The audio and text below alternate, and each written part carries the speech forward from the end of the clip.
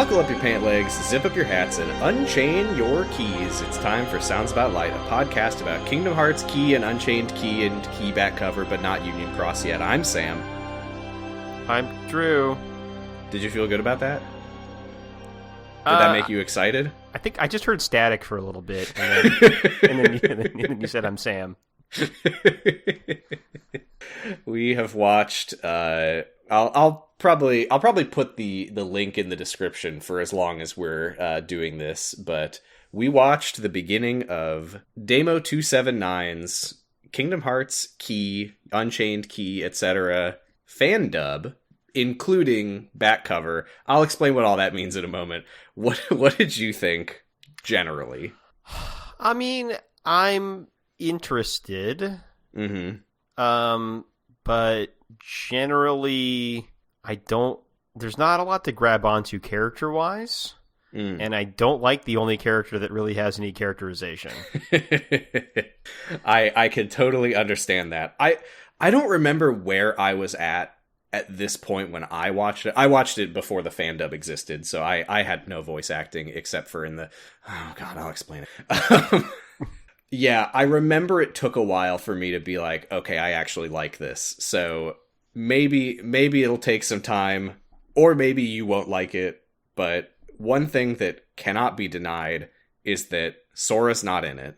Sora's not in it. Nobody we know is in it, pretty much. I'm trying to think, is there a single character that we've seen that we know? I don't think so. I mean, I feel like one of these people is going to turn out to be somebody we know maybe at some point, but... I look forward to hearing your thoughts on that in more detail. But they have masks and stuff, so... Yes. Yeah. Should I give my quick primer on what the fuck all of this is? Sure. Oh, I did forget. We did see two characters we know. We saw Grandma Kairi and Kairi.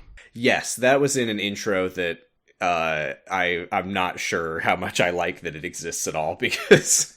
Yeah, Kairi's not here. Kairi's not going to be here. I don't quite know why they thought that we needed to see Kairi. But anyway, here is what we are watching and what it is at all. So in 2013, Kingdom Hearts Key, which is the Greek letter Kai, the most ancient letter, was released. It was a Japanese-only browser game. In 2015, so after 2 years of development, they brought it over to iOS and Android as Kingdom Hearts Unchained Key. Unchained as in no longer locked to Japanese browsers. It's now worldwide. 2016 it comes out worldwide. There's an official English translation. Hooray.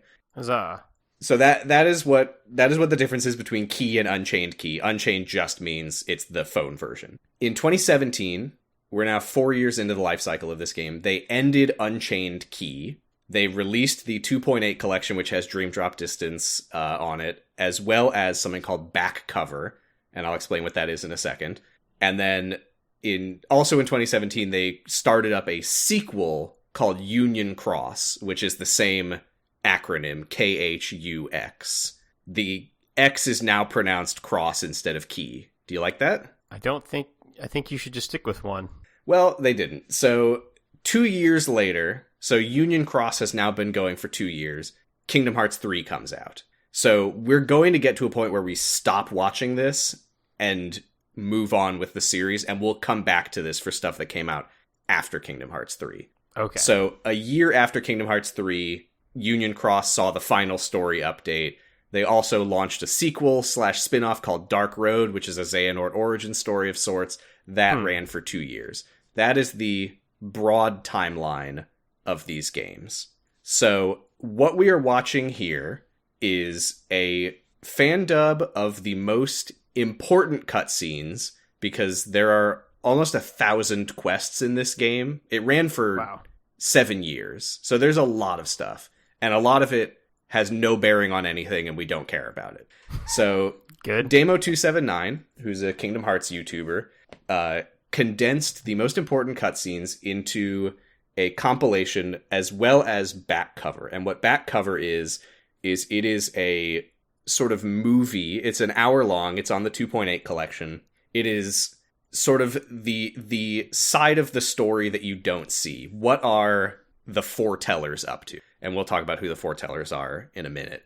But So back cover is showing stuff that the player would not necessarily have seen in the original game. So that is intercut chronologically with these cutscenes, which is why it sometimes goes from shitty go animate garbage to full ass Kingdom Hearts cutscenes.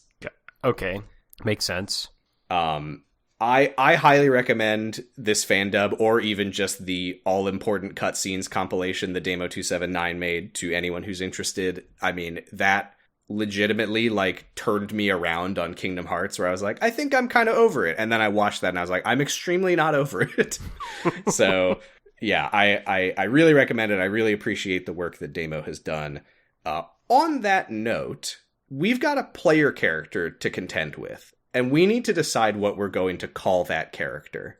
Because in the cutscenes that we're watching, he is referred to as Damien, which of course is Damo's name. Right. Oh.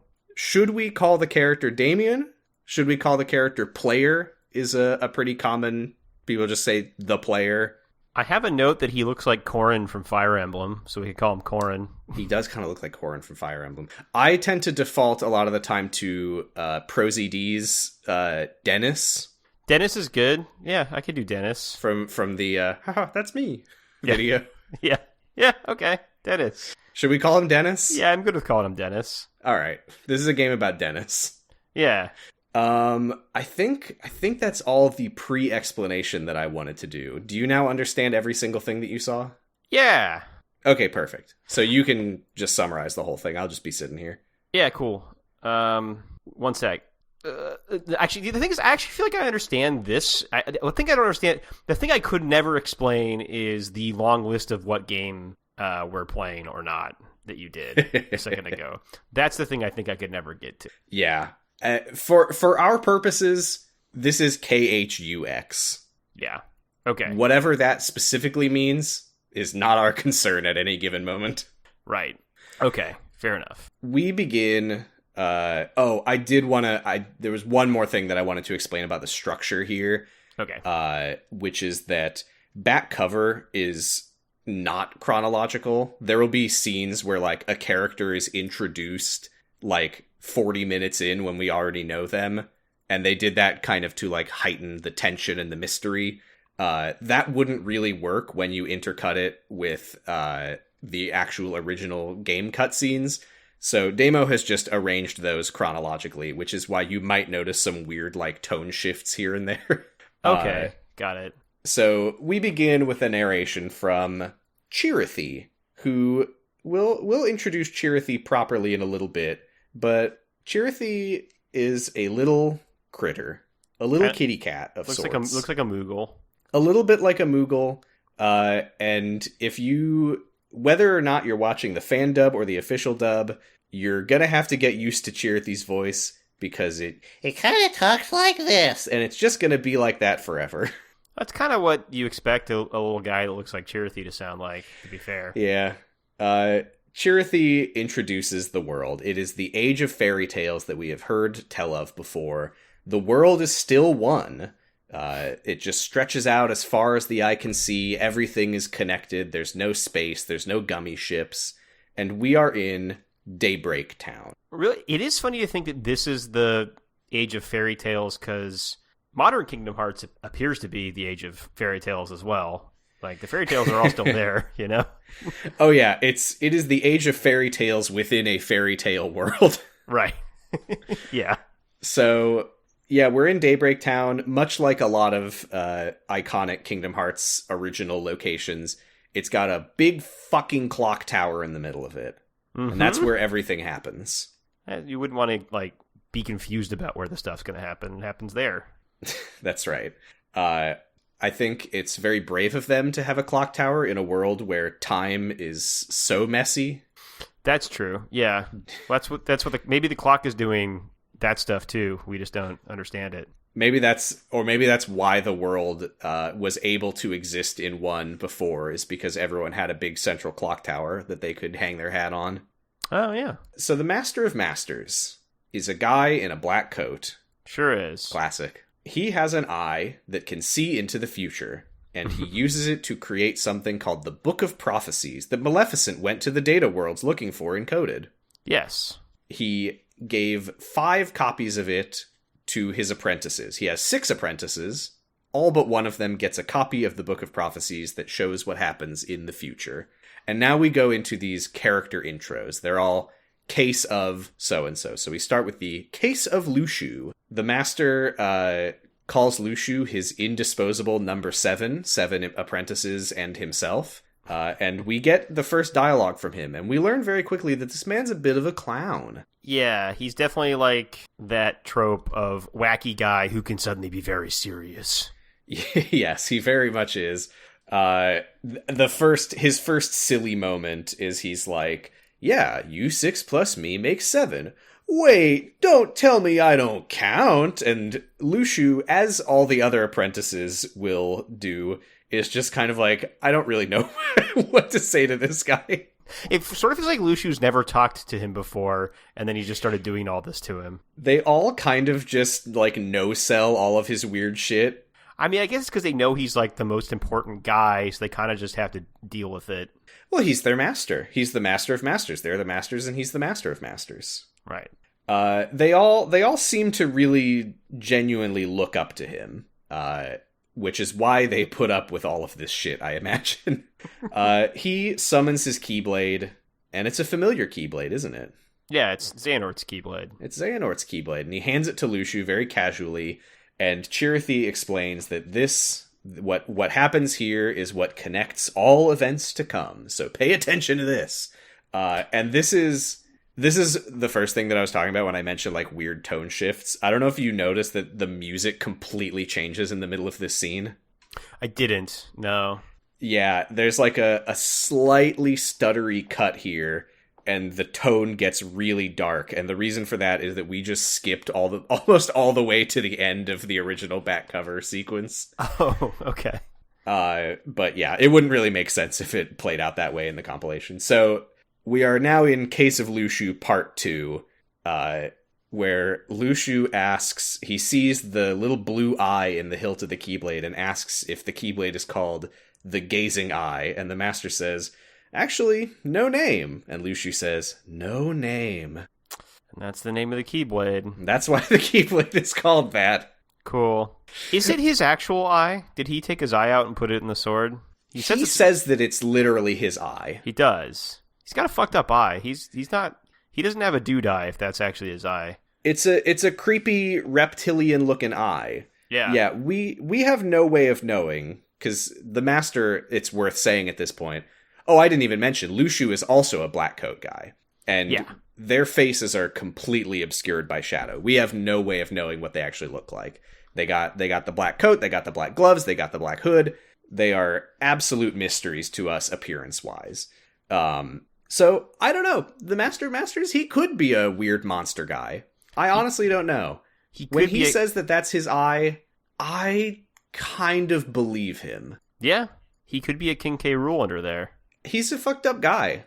Yeah.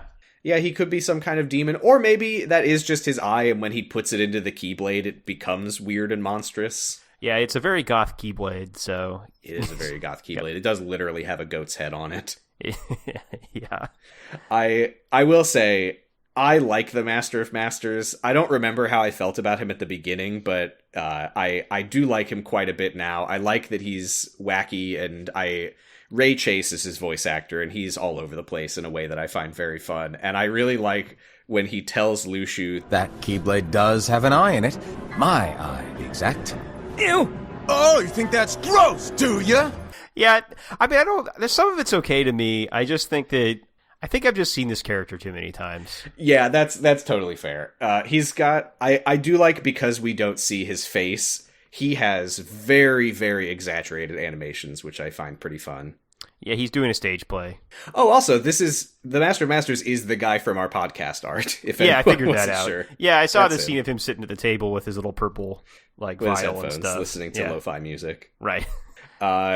So he explains what Lushu's job is, which is that he is going to take this Keyblade that has the Master's eye in it, and he is going to pass it down to an apprentice, And that apprentice is going to become a master and pass it down to their apprentice, and so on and so on and so on, carrying this Keyblade forward through history, and his eye is going to see all of it, and that is how he has already written the Book of Prophecies, which means that Luxu will do his job. Yeah, and Xehanort's part of it, apparently. Yep, and the master applauds and says congratulations.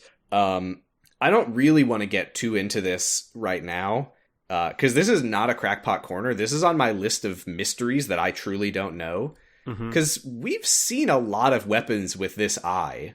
Yeah. Riku's Soul Eater has it. Like that, like even before he had a Keyblade, his sword has this eye in it. Yeah. I don't know what to make of that. Yeah, I gotta assume that the master, well, he's got more than one eye, I guess, right? I mean, he could have any number of eyes under there, I suppose. Or, you know, it could be time travel shenanigans. I mean, it's a little unclear how people get multiple Keyblades, right? Like, it's, I guess, the charm you put on it changes the Keyblade or whatever, right? Yeah. So, like, I've always been a little foggy on where Keyblades come from and if people can have, like, the same Keyblade or whatever. So, I don't know. Yeah, I don't know the answer to that. That's on my list of things to watch out for, is if the master truly is seeing through this eye in a very literal sense, does that mean that all the other eyes that other characters might have, is he also watching through those? I don't know. Yeah, probably.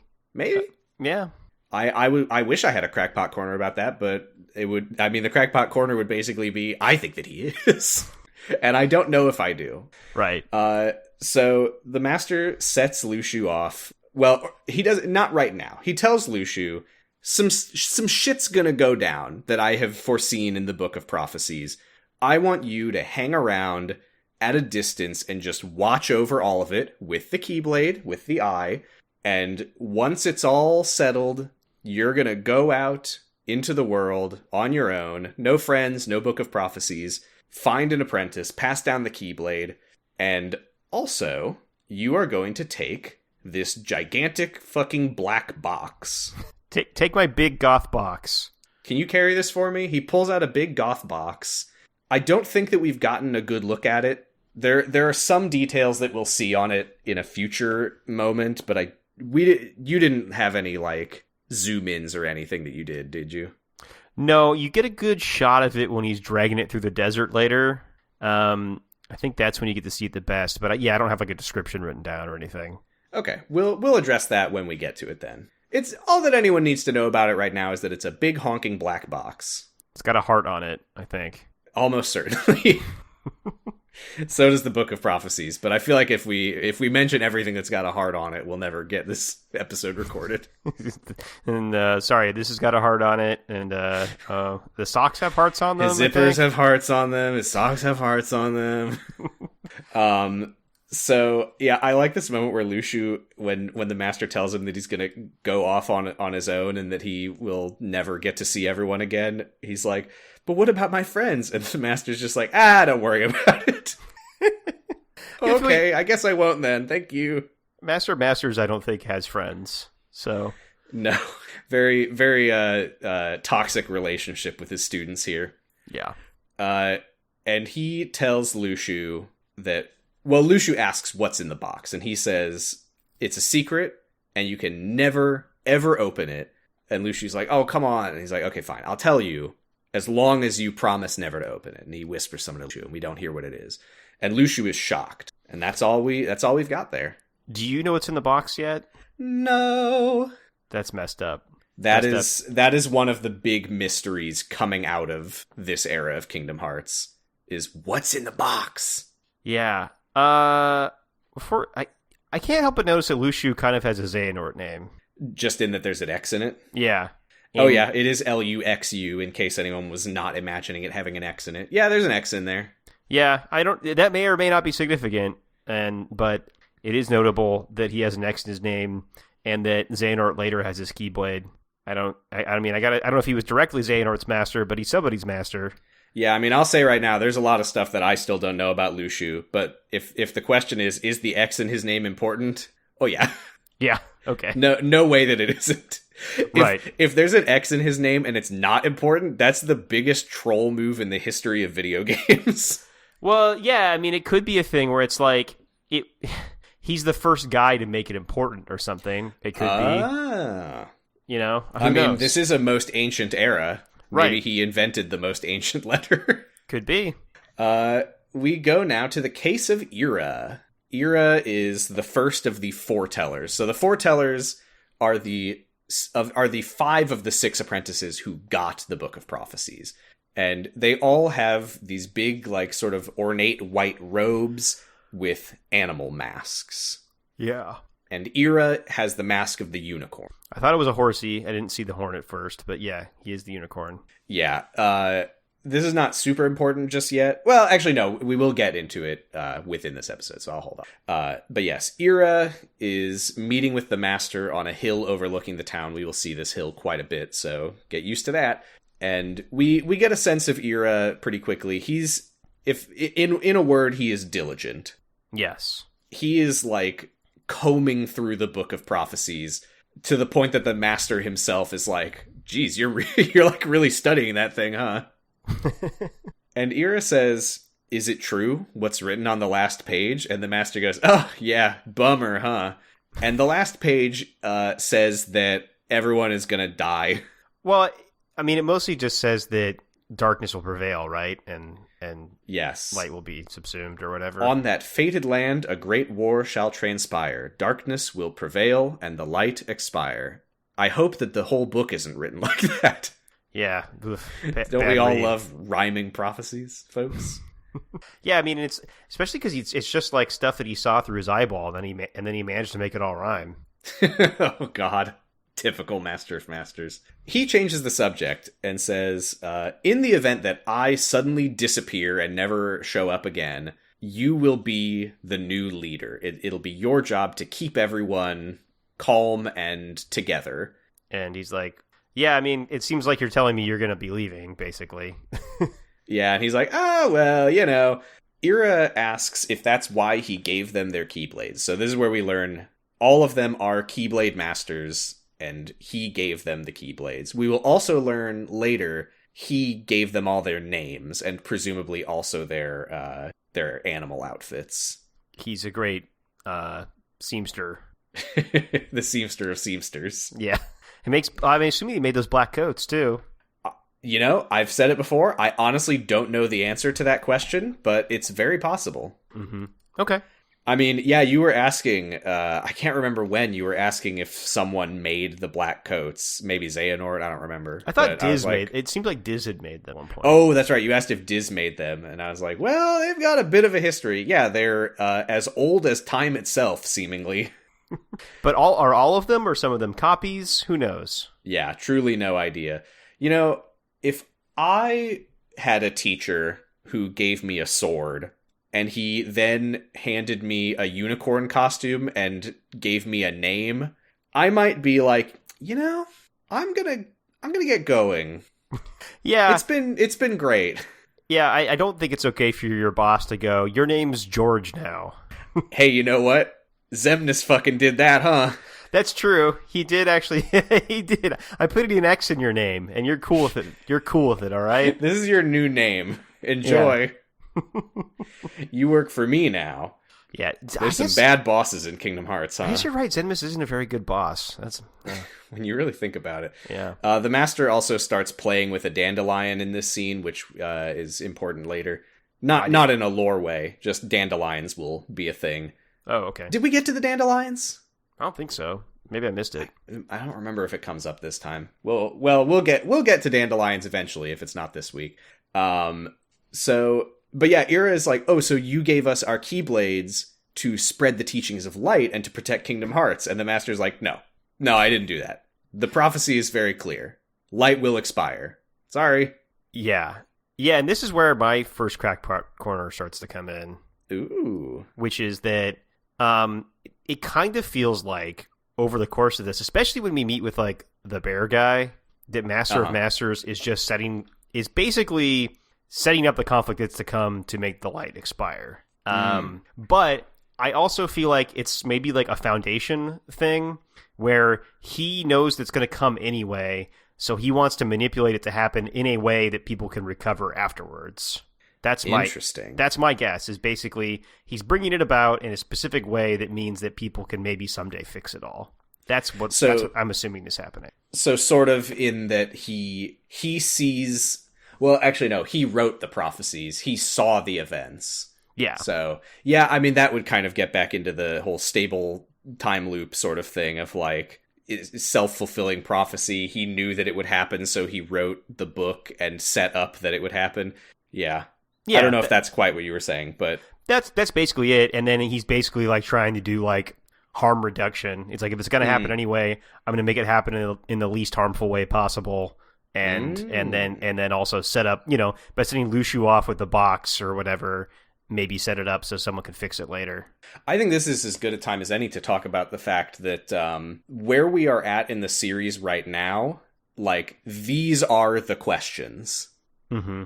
Stuff like, what is Xehanort up to? What's going on with the organization? Like, that's largely resolved. Mm-hmm. This is like the next step, is like, what is the Master of Masters planning? Is he someone that we know?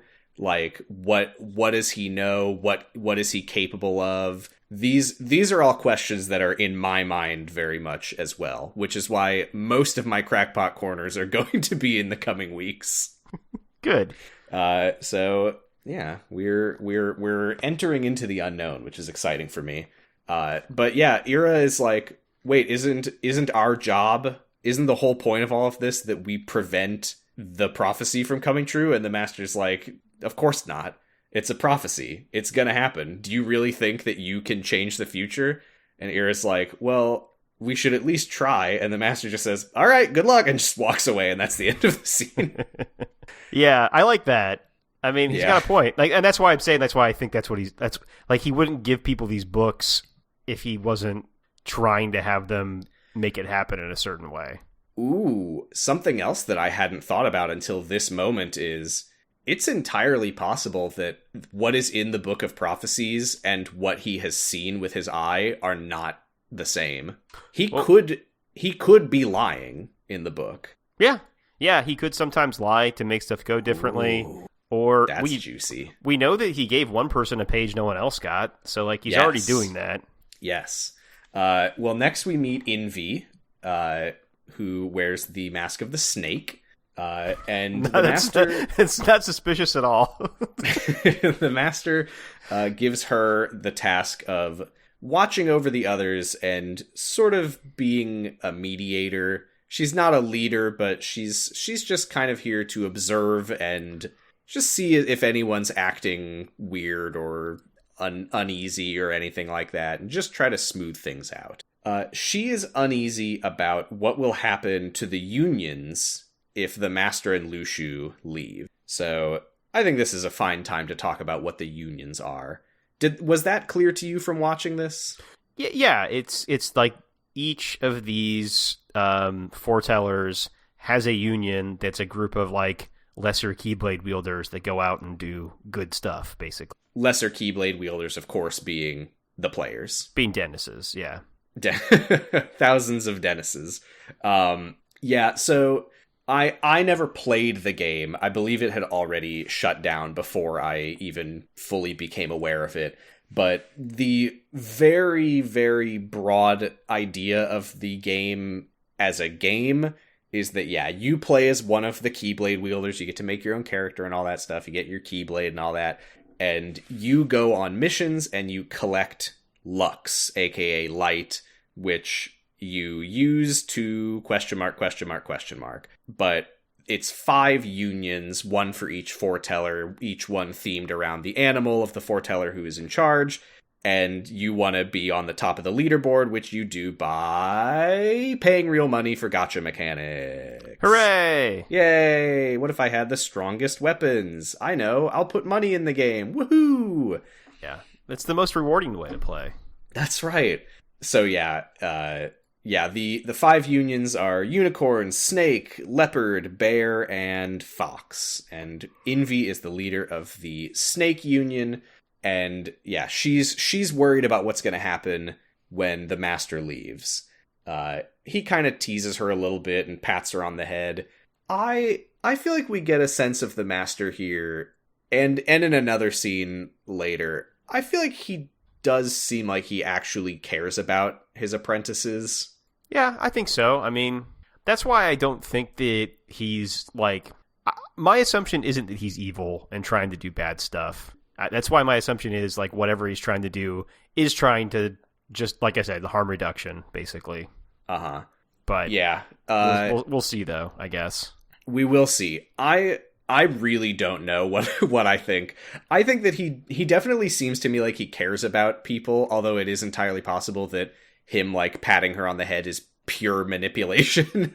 Could be, yeah. But yeah, it's hard to say. Of course, we, as of this point on the podcast, haven't even seen what comes of all of this, so we'll see.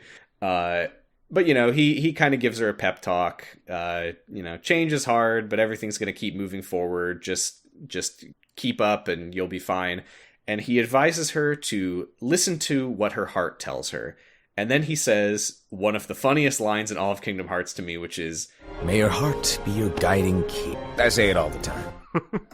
Someone else has said that, right, in the series? I think this is our first time hearing it. It won't be our last. Okay. And that is part of why I think it is so hilarious to introduce a new catchphrase with, "As I always say." Right. It feels like a thing you should have been hearing, like, all the time. Like, it's become a thing people say. But they thought of it, like, between Dream Drop Distance and Kingdom Hearts 3. Right. Like, yeah, it's, like, supposed to be there, may the force be with you, or whatever. Yeah, it really, really, really is. What do you think of it? It's fine. It's thematic to the story, to the series. It has heart and key in it, which is very, yes. Yeah, I think it works. I mean, Mickey's always saying to listen to your heart or whatever, so it's a pithier way of doing that, so sure. Yeah, I'm just not... I think what it is I'm not sold on the phrase guiding key, which doesn't really mean anything to me. Yeah, that's a good point. I've never been guided by a key, but that's fine. Envy looks reassured. She's calmed down. What a good teacher. Or the worst teacher, depending on what he's trying to do. We'll see. Next is the case of Aced. Aced is the bear. He is a big, big boy. He is voiced by the voice actor of Knuckles the Echidna, and I love him. Yeah, okay. I don't think I have a good sense of him other than he seems like a big dummy. He's a big dummy, but yeah, we'll get more of his character probably next time. The master arrives at his study to meet with Aced, and Aced is already there. And the master asks him what he wants. And Aced, I think part of what I like so much about him is how much the master is able to fuck with him. He just shows up in his office. He's like, "Oh, what did you want?" Aced, and Aced's like, "Master, you're the one who called me here." And he's like, "Yeah, I know. I'm fucking with you." Yeah, no, it's funny. It's a little sad for Aced. Yeah.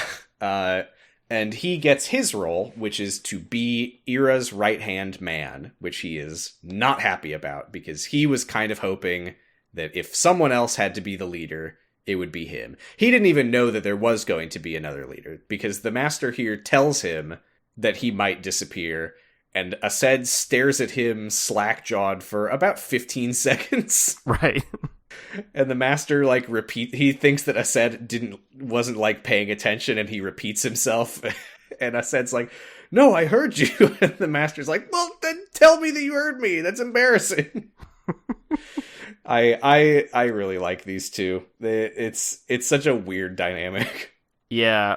Well, especially weirder based on the stuff he says next, which makes me feel like he's Master of Masters is really just manipulating this guy. Uh-huh. Which thing? Because I think I accidentally skipped ahead. Oh, well, the next thing he says, Ira might need you to push him in the right direction, and that's why your role is the most important, because if he isn't doing a good job, your job is to take the job from him. Yes, which he describes as Aced's true role.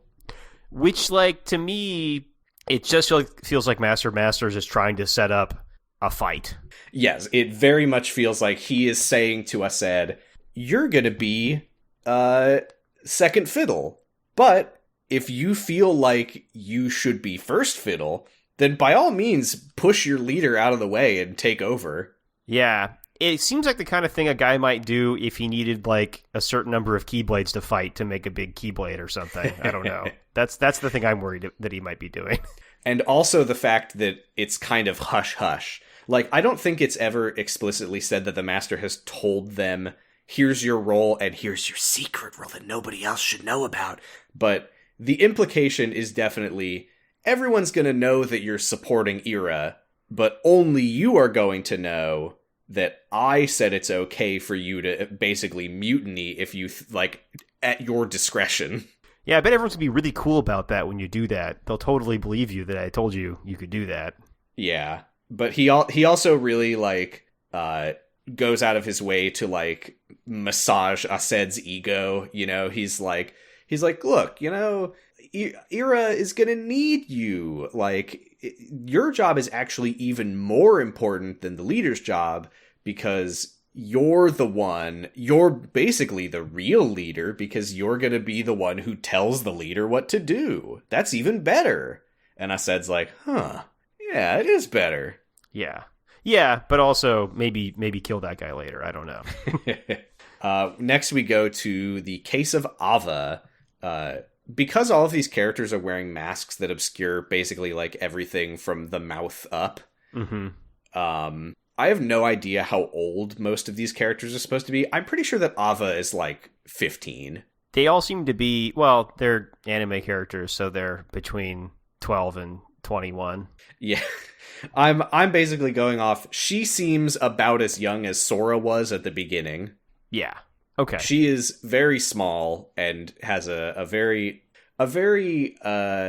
sort of soft and naive personality, I guess I would say. Yeah, that seems right. I think the other thing, here we go. The master tells her that her role is to keep the hope of light alive, which what we hear right now basically is the description that we've heard from Kairi's grandma in the fairy tale of how the hearts of children kept the light alive, which does lead me to believe that she's probably the youngest one here. Okay, yeah. So he tells her that her role is to keep out of trouble, don't get in any fights, don't get in any conflicts with anyone, gather up the most promising young Keyblade wielders into a secret, separate organization, and when everything goes to shit, as is stated in the Book of Prophecies, these Keyblade wielders will fly away like seeds of a dandelion and keep the light alive. Yeah, he says to forget the notion of unions and create a new organization. Yes, and we will hear this group referred to as the Dandelions going forward. Okay. This is where my other crackpot corner comes in, which is I think the Master of Masters is actually Elon Musk, and this whole thing is just the only reason he's doing this is to get rid of unions. He's sick of all these unions, and now he's gonna kill them.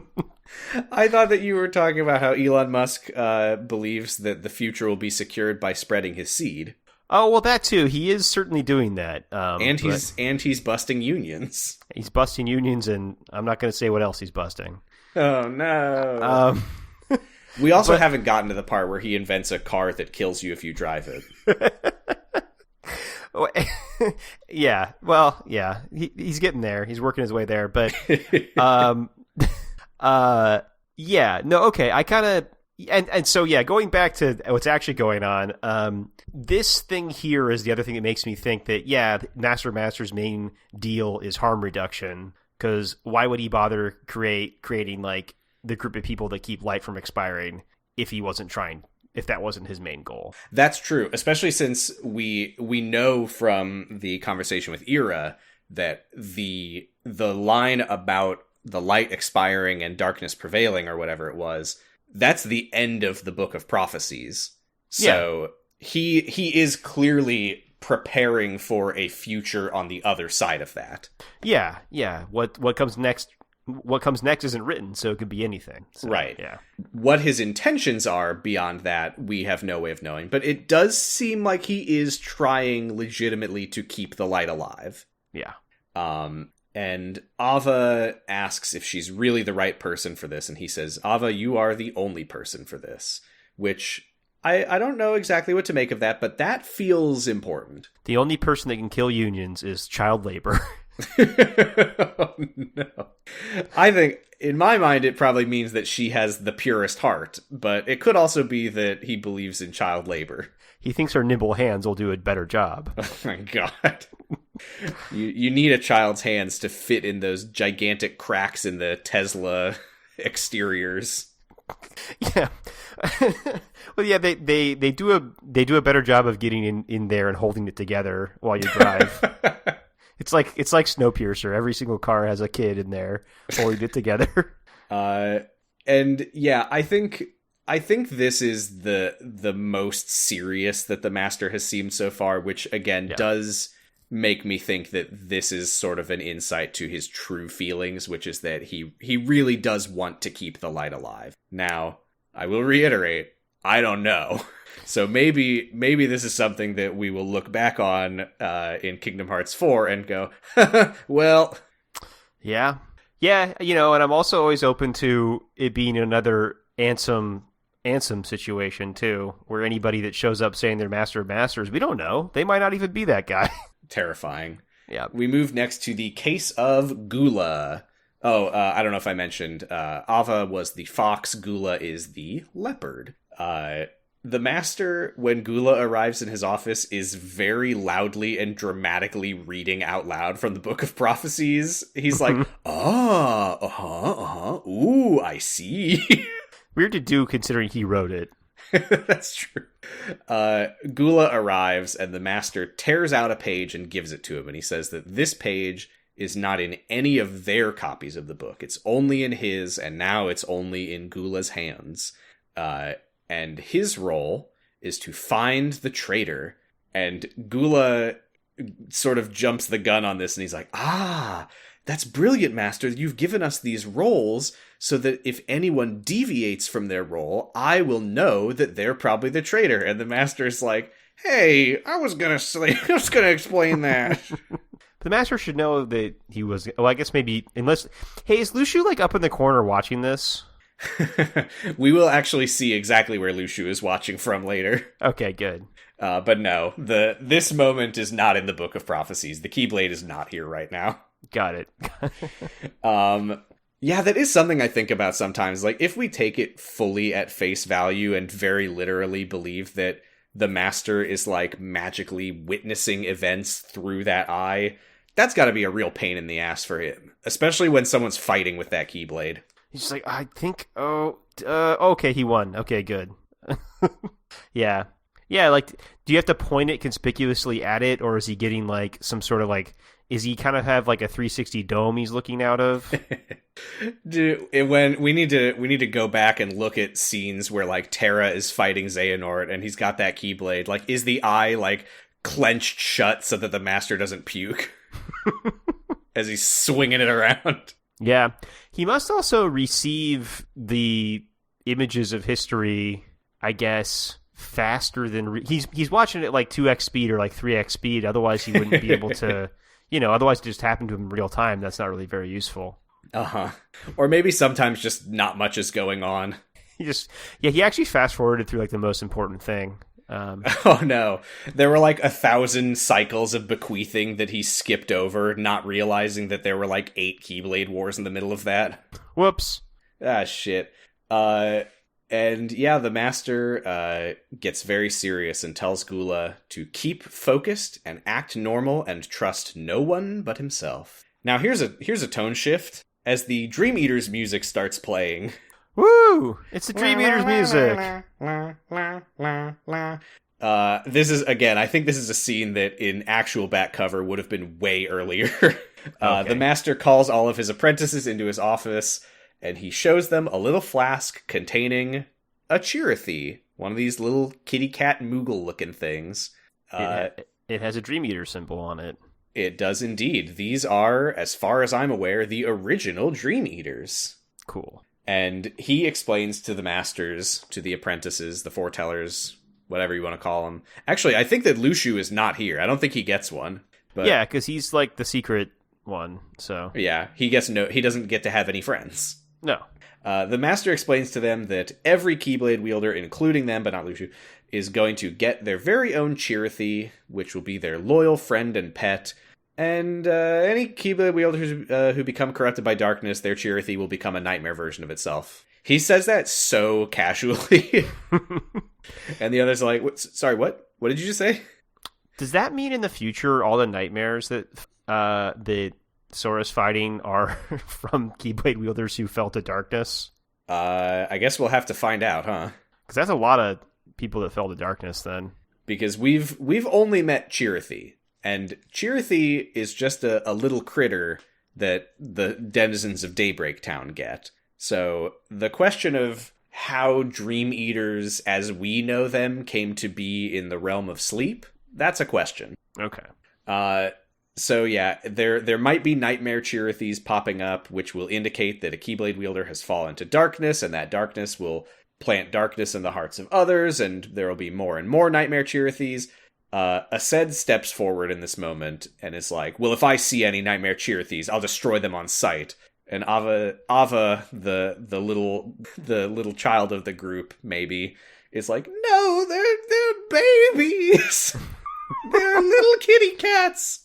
Yeah. And Gula jokes like, oh, no wonder you're the bear, I said. You're so scary. And Ava's like, yeah, maybe you could growl at them. And I don't know if you caught it. There's a moment here that I never noticed before as we see Aced looking shocked at that standing next to him, mostly out of frame, is Ira, and we can see that his shoulders are kind of shaking a little as he tries not to laugh. Yeah, I did notice they're kind of just laughing at him. And yeah, the master, he gets in on the joke, and he's like, yeah, I said, why, you might as well try it. And everyone just starts laughing at him, and I think he just goes, you must be joking.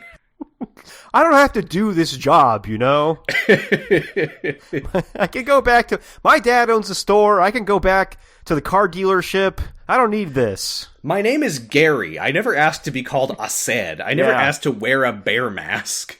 We're busy making cars that drive themselves and are going to run people down in the street, so... I'm out of quitting. Here. I'm going back to my job of being a voice actor for Knuckles the Echidna and Sonic the Hedgehog. Yeah.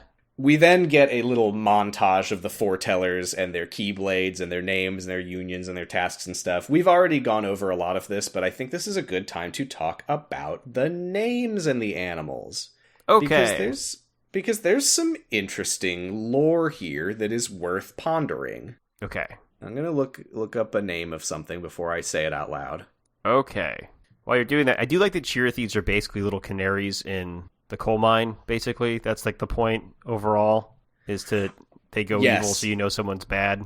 Yes, and to the point of the master seemingly setting all of this up to create conflict, the fact that all that indicates everyone will have a Chirithy, and if one of them looks evil, someone is evil.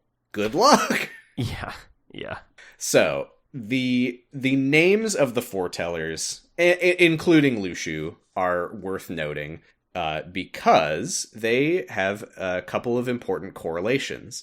So Ira is wrath, Envy is envy, Aced is acedia, sloth, Ava is greed, avarice, Gula is gluttony, Lushu, I believe, Luxuria is lust, which then leaves pride. We don't know the master's name, of course. Right. But they are the deadly sins, of course. And the animals actually correlate to those sins as well.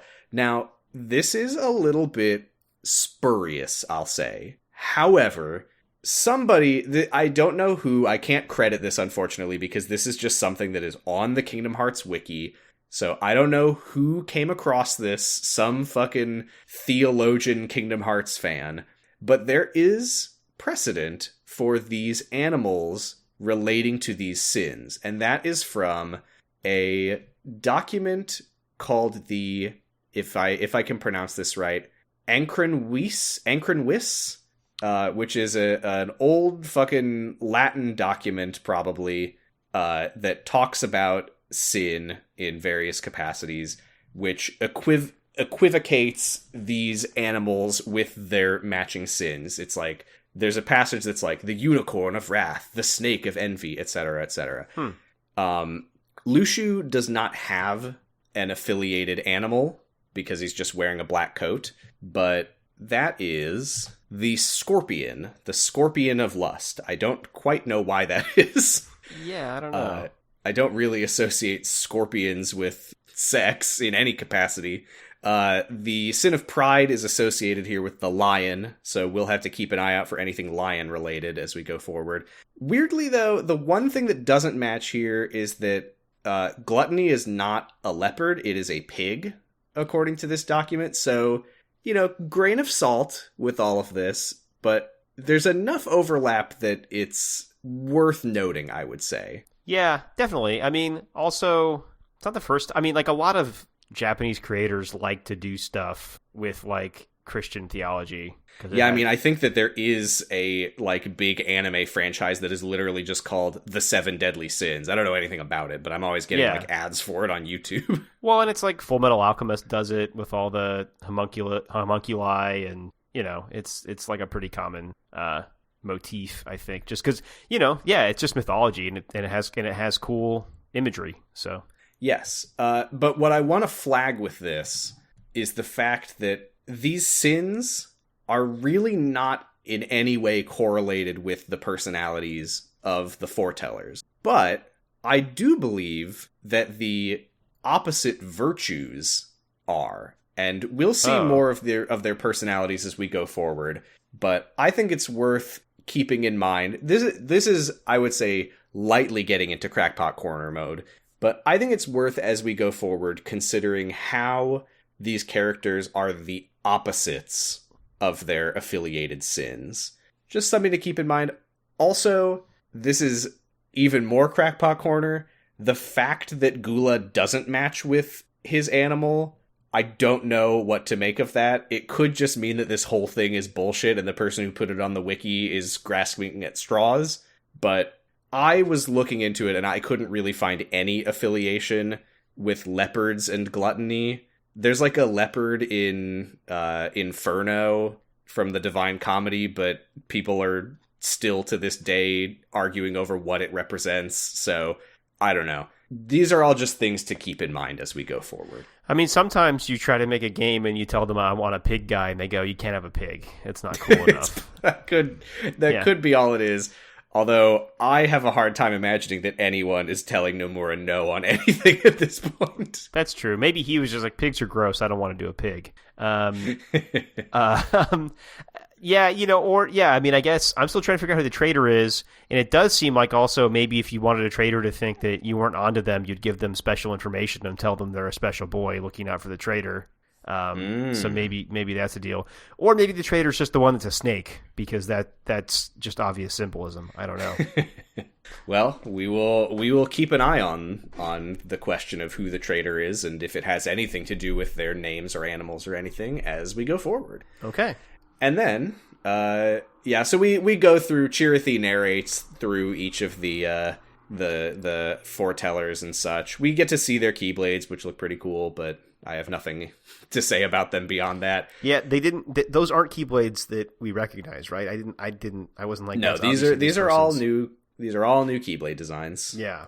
And then Lushu watches his companions from afar. I think we do see where he's watching from, don't we? I mean, I remember seeing him dragging his goth box through the desert. Is that what you mean, or was there somewhere else right before that? We see him watching from the hill overlooking the town. Oh, sure. Yeah. Yes. Yeah. A classic place to watch people. Yeah. The scene of him dragging his goth box through the desert, I feel like is just directly, maybe it's just a reference to the guy dragging the giant cross through the desert in Trigun. It really looks like that. I haven't seen Trigun. I'll have to look that up. Yeah. The desert is interesting because the only sort of rocky desert that we know is the Badlands that are the Keyblade graveyard, but this is not the Keyblade graveyard because there's no Keyblades. So this could be the future Keyblade graveyard, or it could be a location that we're not familiar with yet. Okay. Yeah. So yeah, he he watches and then leaves with the box, although that will happen later in the story. That's kind of looking forward. And the master vanishes as well. And now we are entering into the actual game, Unchained Key, as Chirithy says, this is where your story begins. After Lucio and the master are gone, you pick your union, you design your character, you gather Lux, etc. We get the intro, which is... I thought this was, even though I don't necessarily love actually showing Kairi in the intro when she has nothing to do with any of this, as far as I know. I do think the way that the intro plays out is pretty cute because it shows the Book of Prophecy, which then opens up into a pop-up book. Do you think it's a pop-up book for everybody? I don't know, but it's very funny to imagine that it is. Oh shit. Hold on. Was the Dream Drop Distance opening a pop-up book? No. Editing correction. The Dream Drop Distance intro is, in fact, a pop-up book. We'll talk more about this next time. And now back to me being wrong. No, it was that there were pages fluttering around. That's right. Yeah. I'm really racking my brains to think if we've seen, like, pop-up book imagery anywhere else. Nothing comes to mind. 100 Acre Book? Is 100 Acre Book not a... Yeah, that feels like almost certainly not anything, but yeah, you never know. Yeah. We don't need to repeat the entire fairy tale. I think this is the third time that we've heard it. Everyone liked light, and then they fought over it, and darkness went everywhere, but then the hearts of children had light in them, and they rebuilt the world, so that's that. The player, Damien in this case, Dennis, is in the Unicornus Union, so we might be seeing Ira here and there. I honestly don't remember. We actually do get some Ira right now, although, presumably this is just whoever your union leader is when you play, but Ira congratulates Dennis on summoning his Keyblade, but says, some enemies you will not be able to defeat on your own. And a bunch of more Keyblade wielders run in, and there's a dark side, and they fight it in a little tutorial, and he says that your friends will be your power. Where have I heard that before over and over? Kingdom Hearts. They beat the dark side together. Ira tells them that some people are collecting the light for nefarious purposes, so their job, as they collect Lux, will also be to root out darkness within their union. I was struck by the only time we've ever seen people collecting light before in Kingdom Hearts, it was for pretty bad reasons. When have we seen that?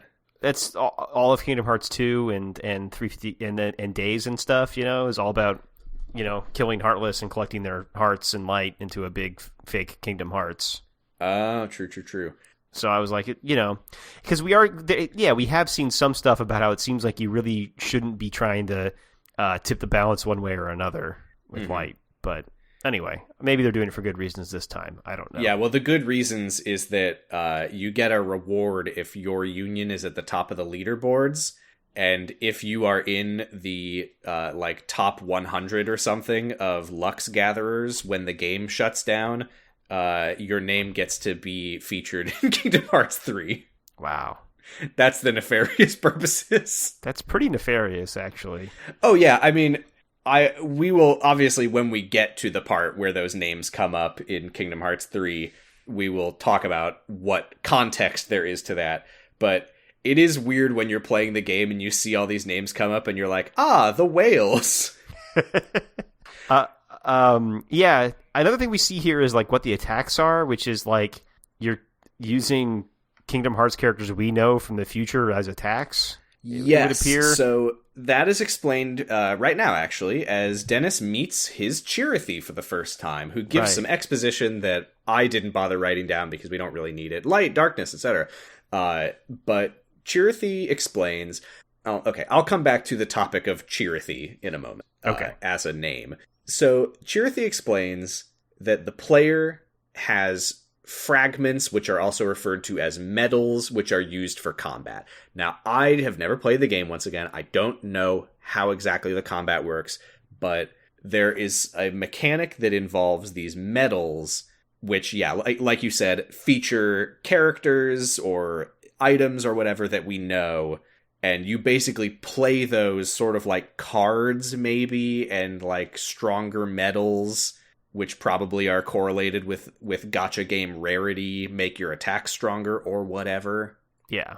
And these medals, I don't know that much about them, but I know, like, you know, there might be one that's like, it's a picture of Sora from Kingdom Hearts 2, or it's like Riku when he looked like Ansem and had the Soul Eater, or it'll be like Kefka from Final Fantasy VI, because they have like special event medals that you can get that are not Kingdom Hearts characters. Got it. One thing that's kind of weird is that they do have character medals that are not from Disney worlds that we know. Like, I think there's a whole set of medals from How to Train Your Dragon, which is not in Kingdom Hearts. That's bizarre. Surprised they're allowed to have non-Disney ones. Is that not Disney? I was wondering about that, but I never actually bothered to look right? at it. Maybe. I don't think it's Disney. But yeah, what's weird is that lore-wise, the concept of these fragments is that they are fragments from the Book of Prophecies itself. So you are drawing power from the future to fight the darkness. Right. Which is the, like, lore explanation of, like, I'm channeling Kairi right now. Yeah, which is wild. I mean, I guess you got to come up with some reason to... Obviously, you want to justify your gacha game somehow. I guess that's as good a reason as any, but... It does make me wonder if that means that How to Train Your Dragon will be in Kingdom Hearts 4. It's weird. Yeah, I did look it up. That is a DreamWorks property. Yeah. I don't know. Weird. I guess it's like, you know, if we put a DreamWorks world into Kingdom Hearts, that might be very, very dicey. But if we put a DreamWorks JPEG into Kingdom Hearts, we're all good. Yeah, I mean, possibly. It's the mobile game. Nobody's looking. Yeah. Disney doesn't even know that this game exists. Yeah, they're making the game in international waters where Disney can't get to them.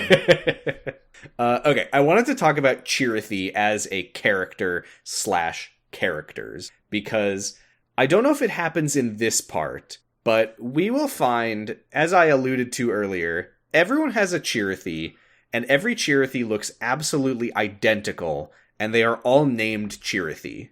Yeah. So that might get kind of confusing both to watch and to talk about as we find that there are multiple Chirithys on screen at one time who are all called Chirithy. I don't know that Chirithy has any gender, so I will usually say it.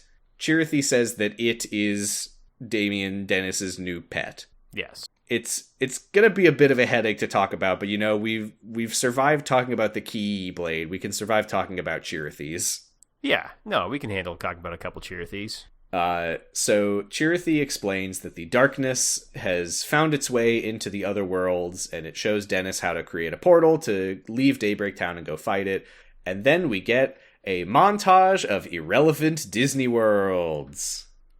Yeah. Although we do see that basically some of the events that happen in the Kingdom Hearts we've played so far are happening again also in Fairy Tale times, which I guess does track because the worlds are made from the memories of children or something in the future.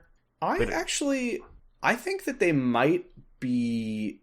well, I don't know. I mean, it's the same seven dwarves. Yeah, I guess droughts. I was trying to remember what actually happens because it's a montage. Damo has very helpfully fast-forwarded through all of this shit.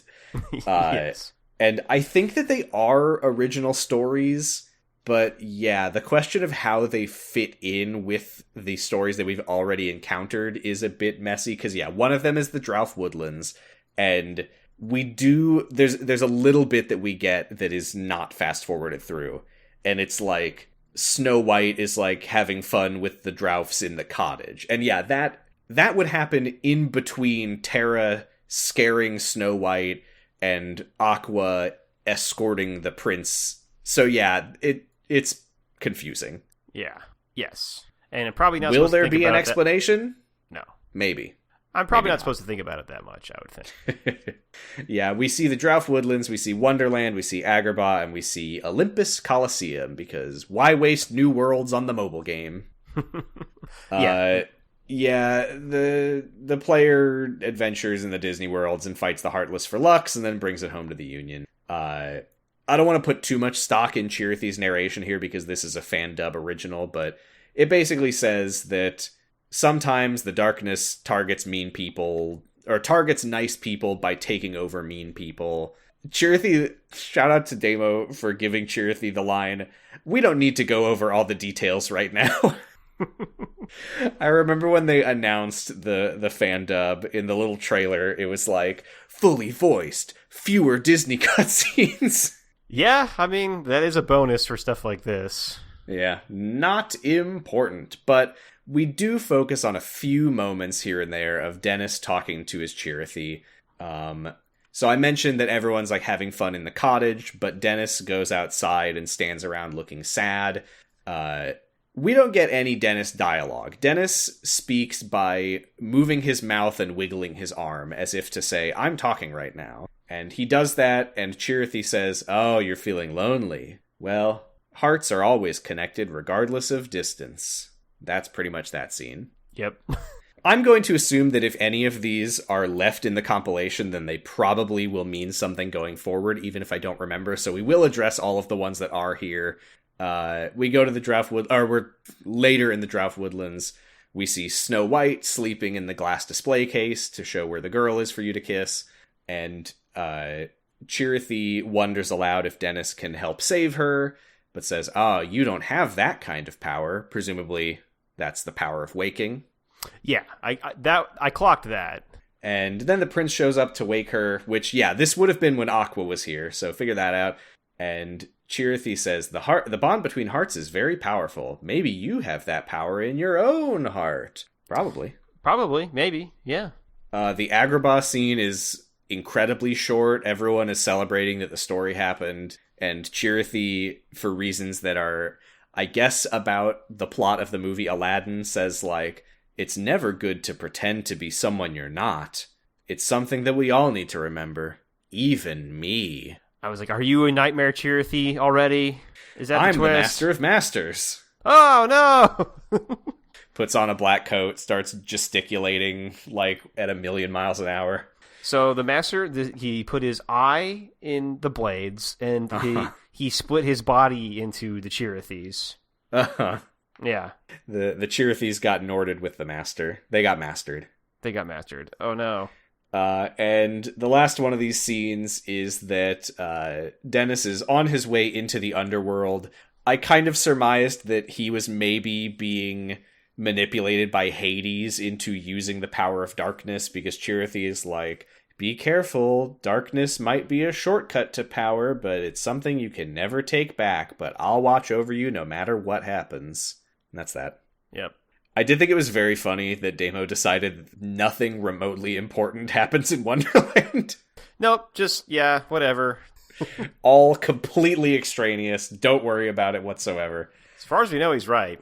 We go back to Daybreak Town, and Chirithy commends Dennis on his growing skills and confidence, and says, this is a good time to tell you the story of the world that we live in. I was born into a world of radiant light inside of a flask, and my creator gave names to his 6 apprentices, and 5 of them, the foretellers, received the Book of Prophecies. If you played the original game, this is the first you're hearing about any of this. To us, it's kind of redundant. Oh, okay. Got it. Yeah, and the final entry in the book shocked the foretellers, saying that light would expire one day, so they decided to draw on the power of the book to try to prevent that from happening. That's what the fragments are that the Keyblade wielders use for the gacha game, and Chirithy adds that the foretellers might share Dennis's goal, but they are taking a different path to it, and that is where we have left off for this week. Yeah, it's a bit of a weird scene to end on because we already knew all of this. The important thing is that Dennis knows about all of this now. Right. Yes. That's our first viewing of Unchained Key / Key back cover. What a weird time. It is a weird time. I mean, I think that, like I said, I didn't love what was going on, but I am interested to know what the deal is with Master of Masters and Lushu especially, I think. Yeah, a weird thing about what is going on here is that one might think that you would look at back cover with its fully animated 3D cool cutscenes and full voice acting and be like, oh, so that's like where they take the big giant plot of the mobile game and condense it into a form that is good. I actually think that back cover is like not very good because it's like 5% of a fucking 7-year-long story. And I mean, we haven't gotten the whole thing yet, but like, it's not like the Coded or Days movies where it's like, we just took the cutscenes and put them here. Like, it's largely original content that is not in key, and I don't think that it's very good. So I'm actually looking forward to getting more of Key and more of Dennis's story, because that's where the good shit lives, in my opinion. Okay, that's good to know. There's good stuff in back cover, and we'll get to it, of course. But yeah, next week I have largely plotted this out for us, so we should have 4 total episodes of Unchained Key. That is the first half of the story before Union Cross. We will then have 1 episode of Union Cross before Kingdom Hearts 3 comes out. And then we're going to go back for Fragmentary Passage. And then we're going to go back for Kingdom Hearts 3. Then we got 5 more episodes of Union Cross. So 10 episodes total of Unchained Key and Union Cross. Wow. Okay. Great. It's a sizable story. It's about as long as, I think that'll be as many episodes as we did on like Birth by Sleep. Okay. Wow. I mean, you said it was 7 years of game, so fair enough. Yeah, and they've trimmed out presumably about 90% of it. Well, yeah, all the grinding and gacha and everything. Yeah, I will give a shout out to the YouTube channel of Everglow. That is the like serious like archival shit. Like everything is on Everglow. So if anyone's interested in like seeing the weird niche cutscenes that have no bearing on anything, Everglow is the place to look there. Wow. But yeah, for now, that is it. We dive to the wiki now, I believe. Well, no, I got a crackpot corner for you now. On yes, Master of yes, Masters yes. is. So, okay. I assume everybody always tries to figure out if Master of Masters is somebody we've seen before. Yes, that is a very, very common topic of theory crafting. Because they put a hood on him.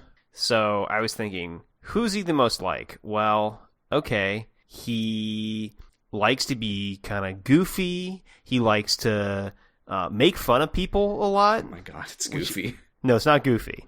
He likes to make fun of people a lot. He also seems like maybe he likes to have like potentially different identities, which is kind of like somebody we know who's the best character in Kingdom Hearts, and it's Pete. Now, Pete. Yeah, because Pete knows about the Book of Prophecies. We know that. So Yeah. Pete found the Book of Prophecies and used his power to go back in time and, set up the whole story of Kingdom Hearts. That's my Lose theory. a lot of weight. Well, I don't know. They've got the special robe. We don't know what it's doing in there. I mean, it's shaped like Mickey when Mickey wears it, so I would assume that it's shaped like Pete when Pete wears it. Not this one. Pete got better at it after all this. So, is there a super, super tight corset in there? Yeah, that's right. He can barely breathe in there. Oh no, Pete. That's why his voice is completely different too. And it's Pete. No, I have no idea. I mean, I kind of feel like the only characters it could be are ones we don't know enough about for it to be interesting to me, I think. There is a theory, and I said this on Discord, I'm drawing my line in the sand early. It's not Sora. If it's Sora, I'm going to Japan and I'm going to fight the entire company of Square Enix. Yeah, it couldn't be. That'd be so stupid. I hate that theory so much. I don't think it, Sora's goofy. I saw you talking about this on the Discord. Sora and Goofy are different characters. Yeah, right. Sora is a silly guy, but he's not smart enough to do the stuff Master of Masters is doing. That's true. And also, it just isn't. That just isn't Sora's character. I don't think that makes any sense. If that's what they, yeah. I just don't get why people like the idea of like, you know, Sora, our delightful little boy? Well, what if he gets older and becomes a jaded freak? A lot of people like good guy becomes big sicko, but not Sora. Yeah, Sora's whole. That's the other thing too. Is I'm like, it can't. If it's Sora, that's the worst because Sora's whole deal is how good he is and about how he'll never be bad, and like, right. The idea that he would stop being that guy, just betrays the whole point of Sora's character to me.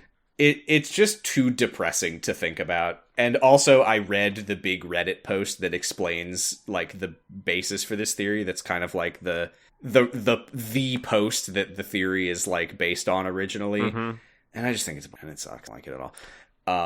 I have a number of theories about who he is, and a lot of them are based on stuff that we can't talk about yet. Let me see. Do I have anything that I can say about him? I can't talk about that. I can't talk about that. I can't talk about that. You know, the other character could be is Demix, because we don't know who Demix's real name is, and also Demix is a big goofball. So, well, that is a very common theory. Right. And I will say, I have about as much information as you do at this point on that. Demix is my main contender. We also but I guess the thing about that though, if it's Demix or if it's like, I guess like, what's his face? Is it, who's the guy that showed up as a kid to Ansem out of nowhere? Ienzo? Ienzo, you know? Like, I guess it could be it. Ienzo is smart. He's a scientist. Ienzo's a scientist. He isn't fun or funny, but he does have mysterious origins, so I guess there's that going for him. I hadn't considered that. Ienzo, yeah, he can be on the list. But yeah, a lot of my reasoning for Demix is stuff that we don't have yet. Besides just like the broad, like, he's silly. Although Demix, we do actually, there is a personality overlap in the silly personality that then like snaps to very serious. We saw that a few times with Demix. True. Right. Yeah. I think ultimately why I don't, if it is Demix, I think that's just like, that's fucking nothing because he's a character that we don't care about. And I don't get the point in making him into a character that's almost nothing, you know? Like, I guess other than to say, like, I guess he was here the whole time. Wow. But I just don't find it. And also you punked him really bad. Like, I don't, again, it just like isn't interesting if it's him to me, but I guess it could be. There are also theories. We talked about maybe the reason he has a weird eye is because he isn't human. There are also theories about that. And that the reason that we can't see his face isn't because we would recognize him, but because he is visually just like different in some way that would betray or spoil his nature as a being if we could see his face. That's interesting. I'm more interested in that. I'm more interested in him just being his own character, you know? It doesn't always have to be a weird thing like that. We'll see. Or, now think about this. Master of Masters. Capital M, lowercase o, capital M. Where have we seen those letters with those capitalizations? I'll tell you where. Mortimer Mouse. Tall, skinny, rascally. Mortimer Mouse. Yeah, I'll take it. Sure. All right. There we go. That one was right off the dome. And it turned out it was correct. I can't wait till you're correct. About something. For once. I can't wait till Kingdom Hearts 4 happens and we don't learn any of this. Yeah, it's going to be good. I mean, as I've said, I've got a whole list of theories, and because I wrote all of them after playing Kingdom Hearts 3, I don't know if any of them are correct. I don't know that Pluto is evil. But we do, though. Should we dive to the wiki? Yeah. You linked the Rebellion. Did you want to read about the Rebellion? Yeah, unless you've got something else. No, I haven't looked at this yet. Okay. Well, I'll start off. You kind of get the mood of what we're going for. I'll just read the short description of the Rebellion. So the Rebellion is a group of 10 nobodies exiled from the organization. Man, okay. It turns out there's been like so many extra people in the organization we keep learning about through this wiki. It's called the Organization 13 because there are 25 members. That's right. You can tell there's 13 different groups of 13 people in it. No. Except this is only 10 in this one. You could tell the difference between the rebellion and the organization because of the marks under their eyes. The marks are called marks of shame. They're given to any nobody exiled from the organization. The marks are written in their own blood because nobody blood can't wear off. That makes sense. I see that this is originally from Kingdom Hearts Foul Remembrance. Yeah, I think there's more to look at in Foul Remembrance as well. What is I'm looking at the mark of shame. Does it explain what it looks like? It's under the eye. Yeah. It curves under and forms a point at the cheekbone. It's always black except when the nobodies are in EX mode, which is when they turn the color of whatever the nobodies represent. That's right. So like Demix's would turn blue for water, I guess. Yes.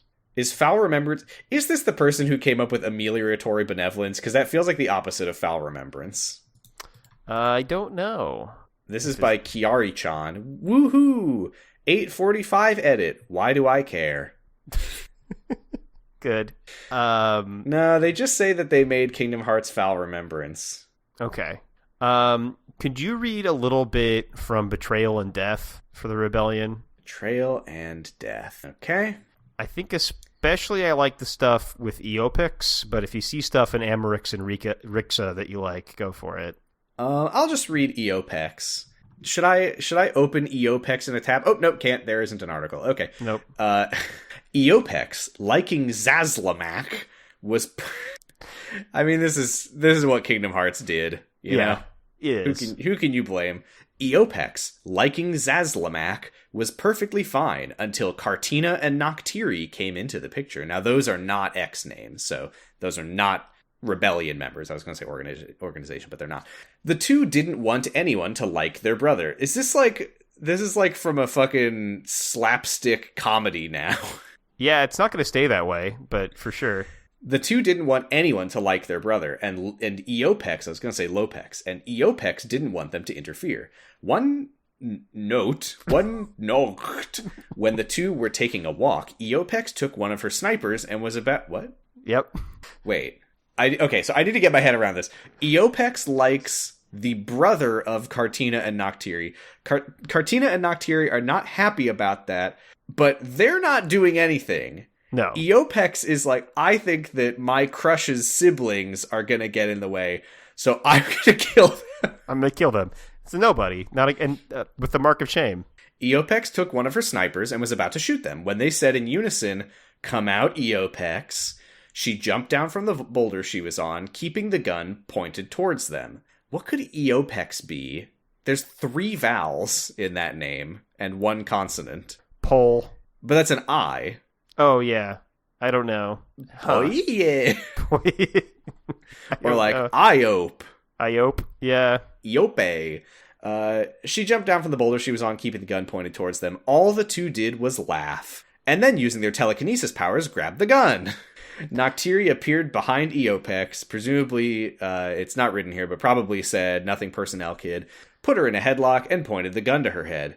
With 2 words, "Goodbye," she shot her in the head. That was the Knight Rider's last stand. Oh, that's the end of the story. That's the end of the story. So, Eopex had a crush on someone. Her crush's siblings were we don't stay away from our brother. She tried to kill them, and they said, "Fuck you," and they blew her brains out. Yeah, it's a great story. It's a good video game that kids can play. Also, please visualize, in case you weren't, shooting someone with a sniper rifle while you have them in a headlock. Yeah. That is like one arm reaching as far away as you can, holding the sniper rifle basically in 2 fingers. I mean, these kids are both Master Chief, apparently. I guess they have telekinesis, so maybe they pointed the gun and fired it with telekinesis. Yeah. Lastly, I do like the powers that we have for the different attributes. I was going to say. Yeah. A lot of them are pretty normal, but a couple of them are a little different. Uh-huh. Yeah. You want to read those? Sure, we got Xid with plants, Zazlamak with darkness, okay, fine. Zarina with sound, sure. Zaxxer with summons, the attribute of summons. Zayed with fire, Amarex with wind, Eopex with animals and sniper rifles, I guess. But not summoning them. No, just animals. They're always around. Maybe in her original life, she was like like a big game hunter. That's why she has sniper rifles and power over animals. Maybe. Rixa has rocks/gems. Terexala has glass, which is maybe the least useful one we've ever heard of. Well, you say that, I was thinking that, like, oh, is it great to have power over something famously fragile? But then I imagined a tornado of glass shards swirling at me, and I said, actually, I don't know that I want that. It's not good, I guess. Maybe glass actually can be very scary in the hands of a rebellion nobody. True. I guess the last one is the worst one, which is Nexon, who got paint. Yeah, that's just Kid Bowser from Super Mario Sunshine. Ugh. I'm trying to figure out if I could get any sort of through line with these names. Because, like, Nexon could be, like, 9. Yeah. But these aren't numbers. I mean, Xid is either id or die. Yeah. I think this kid maybe didn't understand how nobody names worked. You think a kid wrote this? Maybe. Yeah. Maybe a kid. I hope a kid, actually. Well, now I do want to read about the section for betrayal and death under Amorex and Rixa, in case it's as funny. Rixa, being very interested with life and death, in existence and fading, accidentally recreated Organization 13. How this happened is unknown. With only 10 people. Oh, shit. Xemnas saw the threat from the group and made Rixa kill the members. Mm-hmm. Xemnas... What authorities is Xemnas... Was this in the... I don't... Whatever. Rixa refused and tried to walk away, but Xemnas told him if he didn't, he'd kill him. So after that, Rixa went back to the hideout to start the executions. Actually, the only one he was able to kill was Amorex, because Zaslamak killed him before he did any more harm. And that's the whole story of the rebellion. And then at some point after that, it was a weird, like, oh, I like this guy, but his siblings don't like me. I'm gonna kill them. Yeah. Oh, a lot of these characters actually do have articles. Let's see about Xid. Will we learn anything here? Oh, original name, Die. Oh, so okay. Okay. Well, now, okay, Zaslamak. Well, Zaslamak, what? Okay, that was weird. Zaslamak tried to redirect to Zexirion, but then redirected to Zaslamak. Malakas is the original name. He controls the Full Throttle Nobodies. Okay, I'm trying to look up... I want to see what Eopex was. EPO. That one does have an article. It's not linked here. Yeah, it's... Oh, on the Foul Remembrance page, there's an article. There's a link. Okay. Xerina is Arene. Okay, fine. Zaxxer is Erez. Amorex is Marae. Fine. Okay. So these are not names. No. Terexala is Rioletta and is some fucking anime girl. I'm not going down the road of trying to figure out what this is from after that Kyrie one was from a fucking incest anime, it turned out. Yeah, it's a bad road to go down. It's a dark road. Nothing good can come of this. No. She is very relaxed and a bit off her rocker, but that is what makes Terexala herself. Oh, wow. When she sees something that is cute in any way, she freaks out, often going on a rant about it. To top it all off, she has a Brit-Tish accent. It's Brit-ish, you know? It is like Brit. It's a lot of characters. Well, that's all good. Yeah.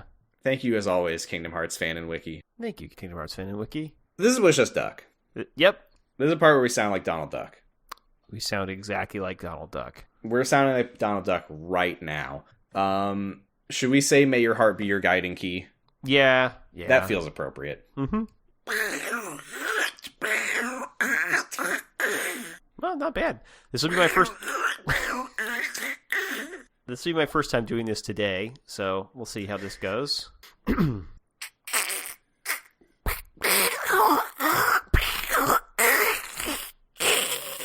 That was not bad. Yeah, I think that's maybe the best I've ever done. I think it might actually be. I am interested in the fact that you said this will be my first time doing this today, because I feel like you could say that before every time you've ever done it on this podcast. No, usually I don't do it at all until the day of the podcast, and I do it once an hour before. Oh, okay. But apparently that practice was holding you back. Yeah, apparently I need to do less practice. That's going to make me better. The pressure is what makes it work. That's right. Well, that's it for this week then. all the usual stuff. We're on co-host at Sounds About Light. I'm on co-host at Positive Stress. You can listen to my other podcast, Dr. Huh, where Jordan and I are watching Doctor Who in a random order, and our next episode will be on Tooth and Claw. I have it on good authority that we will be dealing with Queen Victoria and werewolves. Nice. You can find me on co-host at Achilles Heelys, and also now on Blue Sky, I guess, if you want to go over there. I don't know. It seems like Twitter, but without Nazis, so that is better, I guess. Well, for now. For now, yeah. For some time. Yeah, that's all I got. You can find all of our episodes on noisepace.xyz, where you can listen to other podcasts. You can listen to LMNOP about elementary. You can listen to Diet Coke and Lilith's House of Snacks about snacks and houses. You can listen to The Island Shuffle about Lost in a random order. And then Jordan and I ripped them off for Dr. Hunt. Yeah, you can listen to check out this guy. That's a fun show. I've listened to a couple episodes of that. I actually listened to a little bit of the most recent Diet Coke and Lilith House of Snacks, talking about the Panera lemonade that kills you, which is pretty funny. So that's good. Do you know about the lemonade that kills you? Oh, I know about it. Okay, good. Oh no, it's killing me. It's getting it right now. Yeah. Oh god, the lemonade's behind me, isn't it? No, that's the Grimace drink or whatever. I don't know. Oh yeah, that one is behind me. So we should probably wrap up. Well, we are tragically between Xehanorts. We have yet to meet Rutger Hauer Xehanort, and we have seen the last of Leonard Nimoy Xehanort. But I think we're keeping with Leonard for now. Yeah. Yeah.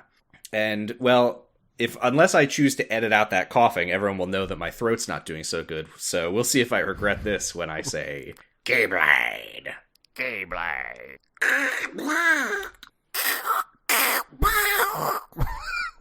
See, you did it earlier, and that meant that you didn't do it as good this time. Yeah, my throat has to be... You have to charge it up for a week. That's right. I can do one sentence a week. Bye. Bye.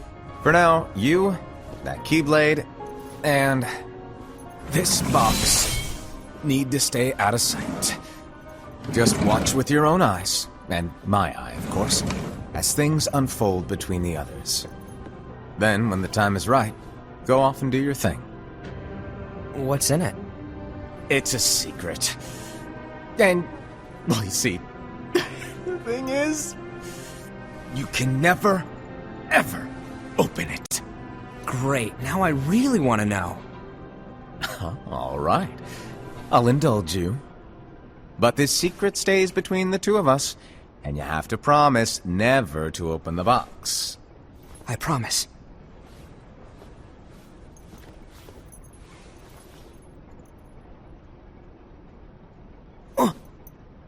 But why? You'll see.